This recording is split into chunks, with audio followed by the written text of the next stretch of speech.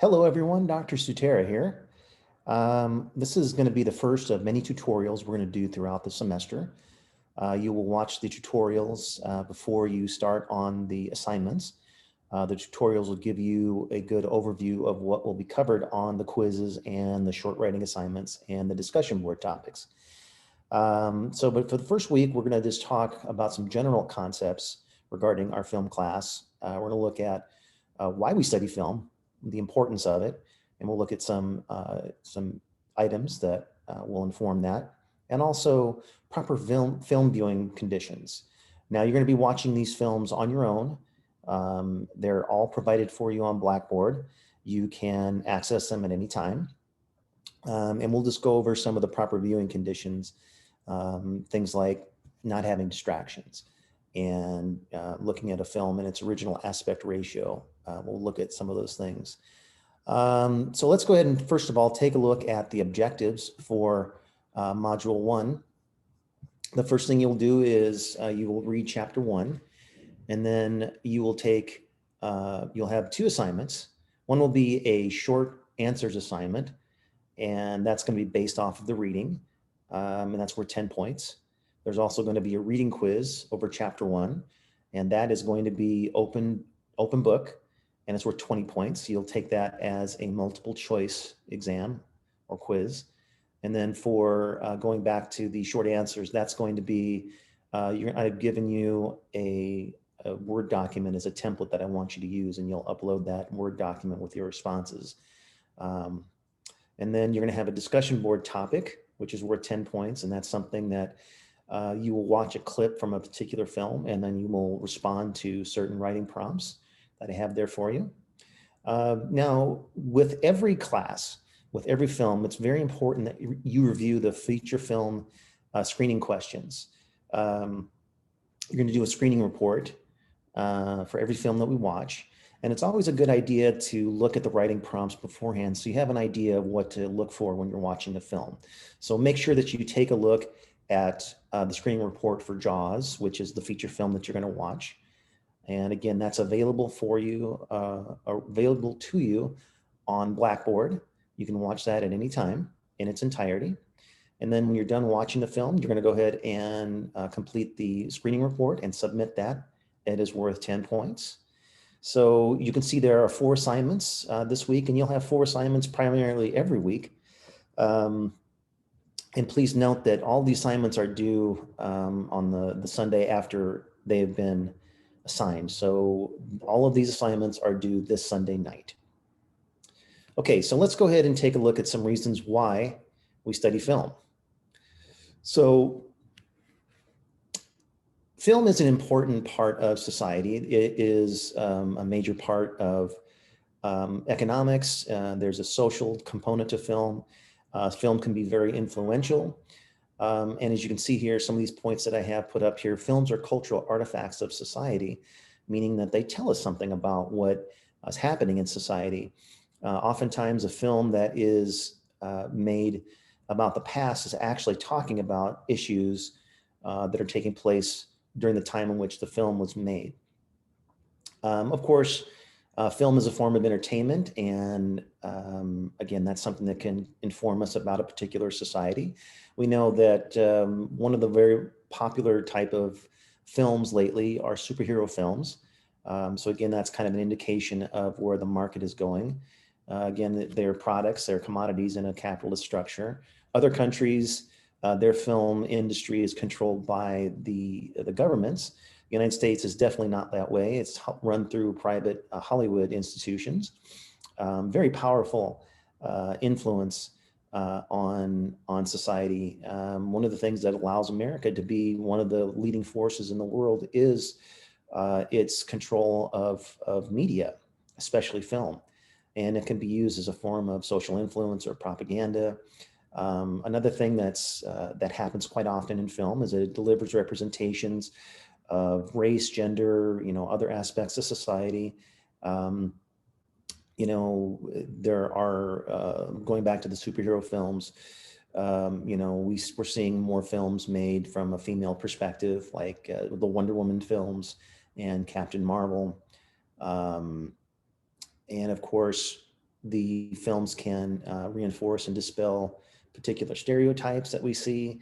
So again, these are not all of the, I mean, there's certainly more reasons why we study film, but again, film is a very important part of society and it's worth studying. And along with it being fun, which this class will be for you, I hope, you can see that there are some significant reasons why you're studying film. So let's take a look at the effects on society. Now, this is one of my favorite little symbols from film, the Baby Yoda memes that you see all over the place. But it's from the Mandalorian TV show on Disney. So you can see that just as something as simple as a cute character that viewers like from a particular show can have such an effect on society. You can see that Starbucks has a Baby Yoda item. Their mixed drinks, they made a cake. That cake is a little disturbing to look at.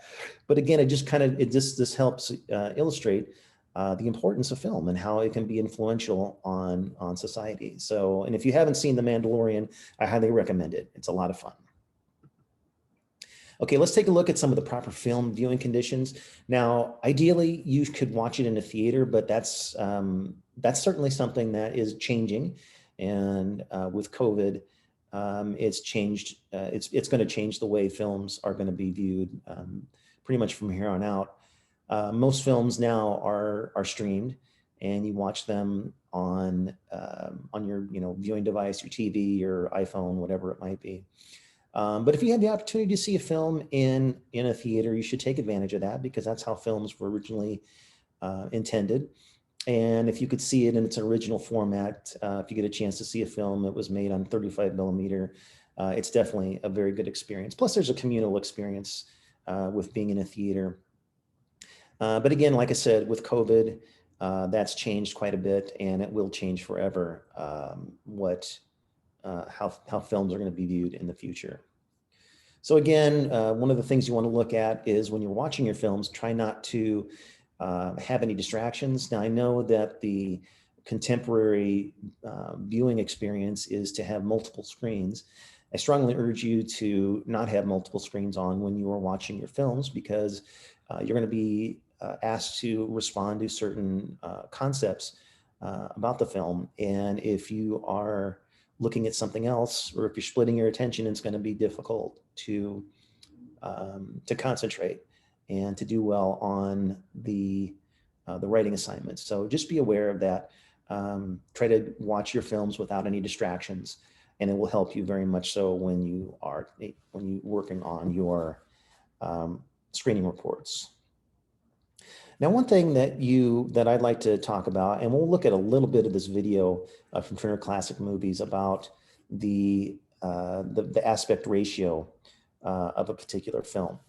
Now, if a film when it's transferred to TV, you probably have seen at the beginning of it, there's a disclaimer saying that the film has been altered to fit the screen, and also time has been changed so that it fits particular viewing time on a particular channel. So what you'll want to do is to make sure, and I've made sure, that all the films that you're going to be watching are going to be in widescreen format or in the original format that they were intended. They are not full screen. They're not going to be films that have been adjusted to fit a particular screen. So that's something that's important to keep in mind. When you're watching films on a particular device, when you're not in a theater, make sure that you watch it in its particular, or when its original aspect ratio. And let's just take a look at a couple minutes of this particular clip from Turner Classic Movies talking about the components of letterbox. Letterboxing is a way of using the rather square format of a television screen to create the oblong format of what we call widescreen filming. The term letterbox is because it looks like a letterbox. It looks like a slot you drop an envelope in. All films made from 1953 on, for the past 50 years, have been made in one widescreen form or another, whether it's just normal widescreen or the 70 millimeter or CinemaScope or Panavision. There are many things that go into the making of a movie. one of those things is the shape of the movie. How wide is the screen? And how does that impact the shots that make up the movie? However, the widescreen process does not fit on the normal television screen. So what is often done is what's called pan and scan, where they lop off the sides. Pan and scan is when they try to make a widescreen film, a rectangle, fit into a square format on a television screen. And that is, in a sense, technically redirecting the movie. Take a film like Ben-Hur, the William Wyler film. The chariot sequence is one of the greatest action sequences ever done in movies. Ben-Hur is driving 4 horses. Very often you'll find that there'll only be 2 in the frame. You lose the effect of all the stunt work in that sequence, which is one of the great climactic sequences in all of cinema, reduced to a confused blur. I get the heebie-jeebies thinking about Ben-Hur, panned and scanned. It isn't Ben-Hur, it becomes a whole movie. Images collectively add up to something. They add up to something when one frame contains many elements. Your eye sees all of them, some of them peripherally, and some of them as a point of focus. And collectively, it creates a mood. Every shot in a movie is thoughtfully composed.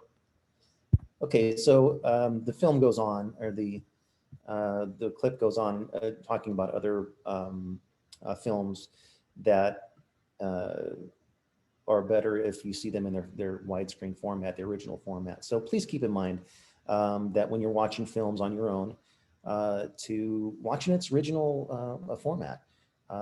Most of the films are in widescreen. There's some that are in full screen, but just be aware of that. Now, for our class, I've made sure that all of the films are available on Blackboard are in their original format, so you don't have to worry about that. But this is just something to keep in mind when you are watching films on your own on particular devices. Okay, I'd like to talk a little bit about 3 different styles of film. Now, most films, especially Hollywood films, are kind of a mixture of all of these 3 different types: the realistic, the classical, and the formalistic. But there are some films that adhere to more of a, say, a realistic approach, like documentary films. But there are Hollywood films and fiction films that are more realistic. They have longer takes. A great example of a realistic film would be Children of Men. There's a long scene where there's it's like a 7-minute scene where they're going through a battle scene, trying to deliver this pregnant woman to the proper people to take care of her. And that particular scene is done in one continuous shot, so it's definitely more of a realistic type of thing. Whereas the formalistic type of films are more experimental films. The idea of anti-realism. There's a very good film, Ingmar Bergman, called Persona. It's an older film, but it's a really good example of an experimental film that there are a lot of experimental elements, lots of effects that you see that you wouldn't see in a realistic film. And then classical Hollywood films, these are the films that most of us are concerned with, that we deal with. And those are going to be the films, the classical style of films are going to be the ones that we're going to be watching primarily in this class, with the exception of the weeks of documentary film and experimental film. Although the film we're going to watch for experimental film is going to be Easy Rider, which is not necessarily an experimental film, but it does have experimental aspects in it. But again, for the most part, most of the films we're going to see are the classical Hollywood narrative fiction film. But be aware that there are 3 distinctive styles: the realistic, the classical, and the formalistic style of filmmaking. And then I want to look at what informs our expectations about a film. On all of your screening reports, I'm asking you if your expectations of a particular film have been met. And what I'd like to do with this is to just look at some things that inform what our expectations are. Certainly the film title, that is definitely something that tells us something about the film. It informs our expectations. If you see a Star Wars film, we know what we're going to be getting. A superhero film, we know that Avengers Endgame, we know exactly what's going to be coming. Whereas maybe there's a more obscure title, it may pique our interest, but we don't know exactly what it is. But film title is definitely something that informs our expectations. The film style, whether it's documentary or experimental, or whether it is a Hollywood film or indie film or whatever it might be aware that, again, most of the films that we're going to be watching in this class are going to be more of a Hollywood classical narrative style. Also, some prior knowledge of a film. We know that sequels tell us that, to expect certain things. Often with a sequel, it's going to be a film that is going to mirror or be very similar to the sequel to the original film. But there's a lot of different things that, are prior knowledge, whether it's an adaptation, so on and so forth. Actors and directors associated with the film. We know that a film by Will Ferrell is going to be much different than a film by Daniel Day-Lewis. We also know that particular directors have their own style. Like Quentin Tarantino has a very distinctive style that is different than, say, Spike Lee's filmmaking style. So again, that's something that informs our decisions. And also what we bring to the films, our own personal biases, race, gender, religion, nationality, lots of different things inform our expectations of a particular film. Again, all of these things are things that you will be considering when you watch your films. I want you to be aware of that and talk about your expectations, if they were met or if they were thwarted. And, just basically with the screening reports, I'm going to be talking about, like I said, your expectations for the film, if they were met, and your reactions to the film. And then there are going to be some responses based off of the reading that you're going to be, need to work with. But that is all I have for that. Again, the film that you're going to be watching this week is Jaws. I urge you to look at the writing prompts in the screening report before you watch the film. It'll help you to answer the questions a little more fully. Again, you will want to submit the screening report along with all the other assignments this Sunday. Jaws in particular is one of my favorite films. I remember seeing it as a child, and it definitely made me afraid of going in the water, even though I'm from Nebraska and there are no oceans anywhere near. But again, it just shows you the power of filmmaking and how films can have such an influence on society. And this film definitely did. It's also noted for, it was one of the first blockbuster films, and the reading talks about that. This actually predates Star Wars, and Star Wars definitely was one of those blockbuster films. But this was definitely a very important point in the economics and production of in Hollywood. So anyway, that's all I have. I hope you enjoyed Jaws. If you have any questions, please let me know about any of the assignments. But that's pretty much it. So enjoy the film, and we will see you on the next tutorial.